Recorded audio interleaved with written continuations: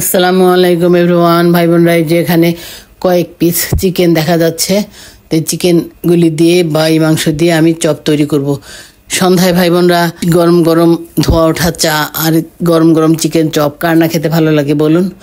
তো আমার এই মুরগির মাংস রান্না আমি করেছিলাম, আমার খাওয়া শেষ হয়ে গেছে। আমি অন্য তরকারি রান্না করেছি। তখন এই তরকারিগুলো আর খাওয়া হবে না, পড়েই থাকবে। ভাবলাম যে ঠিক আছে, পড়ে থাকার কি দরকার, এই মাংসের পিস কটা দিয়ে মাংস ছাড়িয়ে নিয়ে আমি এগুলো দিয়ে চপ তৈরি করে ফেলি। তো যেই চিন্তা সেই কাজ। এই যে ভাই বোনরা, আমি হাড় থেকে মাংসগুলো সব ছাড়িয়ে নিয়েছি। তারপরে যে আলু সিদ্ধ করে নিয়েছি, আলু দিলে সাধারণত বাইন্ডিংটা ভালো হবে।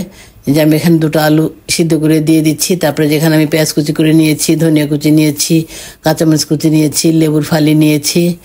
তারপরে এর মধ্যে আমি একে একে চিকেন চপের সব মশলাগুলি ভাই বোনরা আমি এই যে দিয়ে দিচ্ছি। হলুদ গুঁড়ি দিলাম, লাল মরিচের সামান্য গুঁড়ি একটু আবার দিলাম। তারপরে এই যে দারুচিনি গুঁড়ি দিলাম, কাবাব মশলা, জিরার গুঁড়া, গোলমরিচের গুঁড়া, এই সাধারণ লবণ একটুখানি আমি দিব, বিট লবণ একটুখানি দিব। তারপরে যে একটা ডিম ভেঙে দিচ্ছি। তারপরে এর মধ্যে এগুলি আমি এখন ভালো করে ভাই বোনরা একটু মাখবো। এই যে সাধারণ লবণ একটুখানি দিয়ে দিলাম।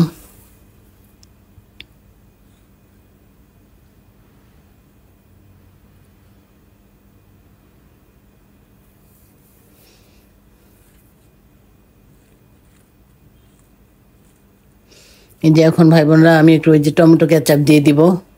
এখন আবার ভালো করে মেখে নিচ্ছি। তারপর আমি ব্রেড ক্রাম কিছুটা দিয়ে দিব। এই যে এখন আমি ব্রেড ক্রাম দিয়ে দিচ্ছি।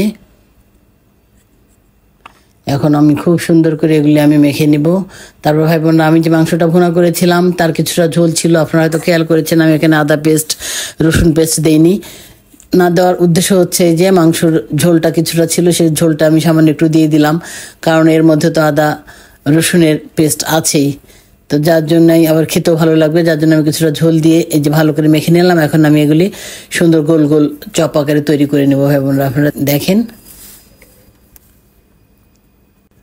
এই তো ভাই বোন, আমার এখানে 7টা চপ হয়ে গেছে। তো এখন এই যে আমি প্যান বসিয়ে দিয়েছি, রান্নার রেগুলার সাদা তেল দিয়ে দিয়েছি, তেল গরম হয়ে গেছে। এখন আমি এই যে প্রথমে 4টা দিয়ে দিলাম, প্রায় 15 থেকে 20 মিনিটের মতো লাগবে। এগুলি আস্তে আস্তে জালে আমি ভেজে নিব। ওই 4টা আমার ভাজা হয়ে গেছে ভাই বোনরা। এখন আবার আমার বাকি যে 3টা ছিল, ওই 3টাও আমি এই যে ভেজে নিলাম মিডিয়াম অ্যান্ড লো হিটে। তো এই যে আমি 4টা আমি একটু ডার্ক করে ভেজে নিয়েছি আর 3টা লাইট করে ভেজে নিয়েছি। আমার সাহেব লাইটটা পছন্দ করে, আমার ছেলে আর আমি একটু ডার্কটা পছন্দ করি। 3 জনের জন্য তো বাস আমাদের এই চপ কয়টাই যথেষ্ট। তো ভাই বোন, আপনারা অনেক ভালো থাকবেন, সাবস্ক্রাইব এবং ফলো করার পাশে থাকবেন। আল্লাহ হাফেজ।